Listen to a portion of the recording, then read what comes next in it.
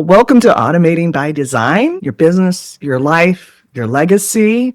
And today with me, I have Jennifer Navarrete, one of my great friends from way back with Brewing Media. In fact, I've known you almost as long as you've been in this podcasting world, right? It's been a bit. It's been a hot minute. Absolutely. I'm really glad to be here on your show, Kathy. And the thing that you said in your intro about legacy, I think that is such a critical part for anyone who's been in the space for any length of time. I think of myself back in the early days, and I wish I had kept better track of all the amazing things I was doing. But, it was the Wild West of the internet and of podcasting and blogging and video and social media. And so we were kind of flying by the seat of our pants going like, what if we do this? And what if we do that? Yeah. And so I think one of the things to consider in anything that you do is the legacy aspect of what you're doing. And if you're a young whippersnapper right now, you're like, legacy, I'm in my 20s or in my early 30s. What do you mean? I'm like, when you get to our age, when you get a little more seasoned, you're going to wish you'd kept better track of some of the amazing things that you're doing because you are doing amazing things. Absolutely. You're exploring, you're figuring it out, you're going through the challenges, you're figuring out how not to.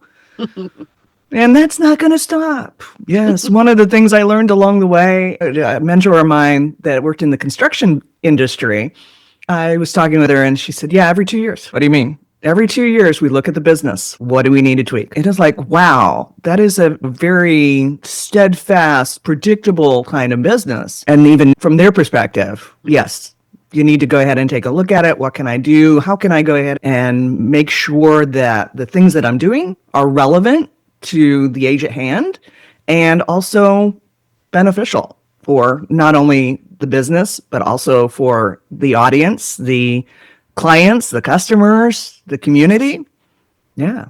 Let alone you and your family. Wouldn't that be nice? I like that so much. I love that you shared that. And here's why the things that light bulbs went off in my head is that because every 2 years that you're going to do a little bit of creative destruction, you're going to take a hard look at what's working, what's not working, what new things maybe need to come in, what things need to go away, need to be retired, need to be sunsetted. You're giving yourself permission to be creative and you're giving yourself permission to have that creative destruction, because if not, then you feel like, well, this is how we've always done it and I don't want to rock the boat. And then you become stiff.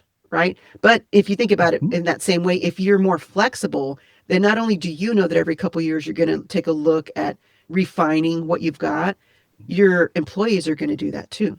Your clients are going to do that. They're going to know that you are a forward-thinking company, that any changes that you make, you've given it some serious thought and consideration. So I really like that. That's good words of wisdom. Thank you. I appreciate that. It's incredible to see. Well, how do I want to say this? I think about an interview I just saw with Cody Sanchez, the guy that does the side hustles and all these different ones. And a relevant point that came to me from the interview they had with him was that he had gone ahead and gone through all this development. He actually was copying what other businesses were doing, boring businesses. And the thing is, it took them 12, 20, 40 years to get to the place where they were finally known and became big and ended up scaling so much. And the advantage is that now we're at this place, this inflection point, I would say, where we can actually go ahead and learn quickly all the lessons that were learned by somebody else along the way to know that this is going to work better and this is not going to work. Or, I can be clever and just expedite my way to failure along the way. So that just came up for me with this as well, is that I've been in this industry for 30 years. Yes, I've been simplifying, streamlining, and automating businesses, Fortune 100, all the way to small businesses, even startups and nonprofits, et cetera, all these years. And at the same time, being able to go ahead and learn from those experiences, those challenges, those, quote, failures that happened along the way, that informed what we're able to do today and be able to have that level of experience that gets you there faster, which I love about you. You got me into podcasting. And now I'm finally going ahead and doing this podcast that I've been waiting to do for ages. Tell us a little bit about the history of how that has gone and what are some of the inflection points that you've seen along the way in the world of podcasting, video podcasting, et cetera. So in 2005, I heard about podcasting for the first time in the summer of Mhm. 2005. And when I understood what it was, seriously, this is exactly what I said. You can record something, I can put it on the web, and no one can stop me. Sign me up. Like, it was revolutionary. And if you're nowadays, you're like, well, of course you can do that. Yeah, but let's go back Yeah. 2005. If you wanted to be Yeah. read, you needed to be in the newspaper and a magazine. If you wanted to be heard, Mhm. you needed to be on the radio. And if you wanted to be seen, you Yeah. needed to be on television or the movies.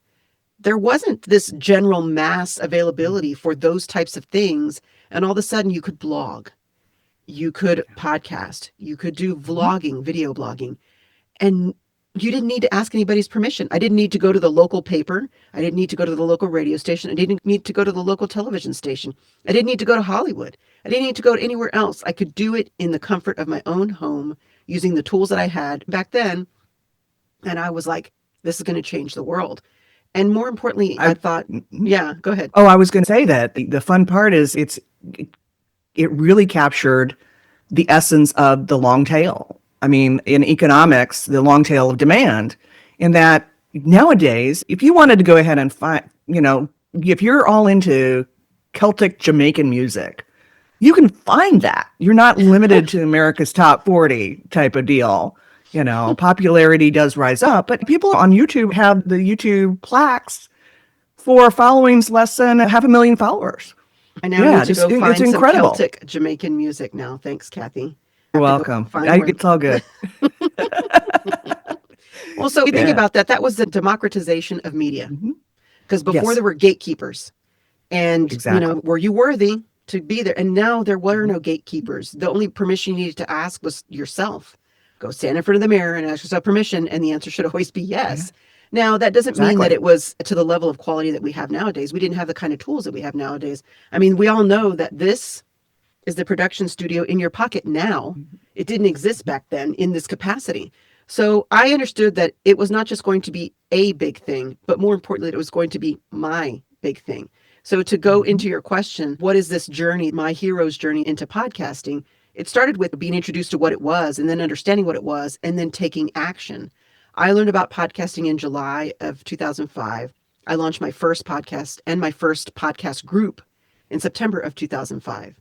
Did my first podcasting conference with the San Antonio Meetup Group, which was a group that I was running in May of 2007, did bar camps, all kinds of things, spoke on stages, all those things. I knew that it was going to be a thing. Now, at that time, there weren't a lot of people who knew what podcasting or blogging or social media or vlogging was. I would go to business mixers and be there for business, and I would start in casual conversation, start talking about this stuff, and people would be like, what are you talking about? And then they'd get that glazed look where they're trying to look past me and trying to get away from me fast because I'm talking weird stuff. I'm speaking Klingon. They don't know what that is.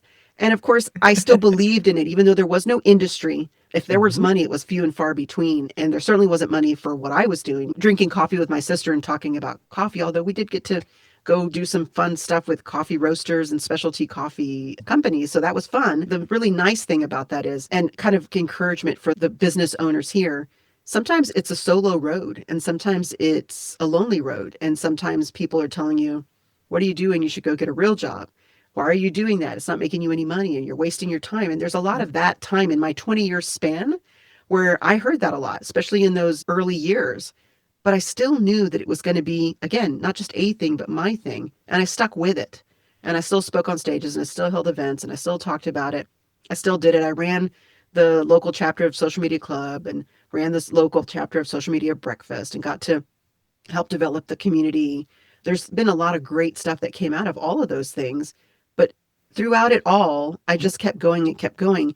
It became to the point where people were like, hey, she's been talking about that stuff for a while. Maybe she can help us do it. Mhm. So I stumbled upon the career by doing it for the love of it and developing community around it and becoming a community leader and getting recognized for what I was helping to bring to the table. But it wasn't like it was just me. I was meeting other people like you, Kathy, like other Mhm. folks who were Yeah. doing their version of this and figuring it out along the way. And ask that community centered approach of doing collaborative events and collaborative meetings and just what can we do to further all of our knowledge and to move each other along paid off in a really big way. And now, all these years later, I do podcast production full time and I work with large companies, multimillion-dollar organizations, all the way down to small 3-person nonprofits and down to solopreneurs and anyone else along the way. And the reason that I do that is because I believe that everyone has a mission and message to share with the world. And of course, being totally biased, I think podcasting is a great way to do that. I would totally agree. I mean, a lot of people go ahead and say, I'm not on social media these days. However, they are listening to podcasts. They don't realize that it's part of that social media category. And at the same time, it's like they're getting value out of Media, listening right? to, yeah, it is media. It's media for Absolutely. sure. It's just a different type. And, it's kind of pick your own adventure. If you don't like this, go over here. Right? I love it. Yeah. That's such a smart way to look at it. You don't have to do all the things. You got to do the things that make sense for you. And I think the pressure Exactly. that we all have on ourselves is that we think, oh, I've got to do all these things and I need to run my business and I might want to spend time with my family. I might want to get some sleep. I would say find the thing that resonates with you and then lean all in. And then eventually you can hire for those other things if you want to expand, but don't feel the pressure to do all the things all at once.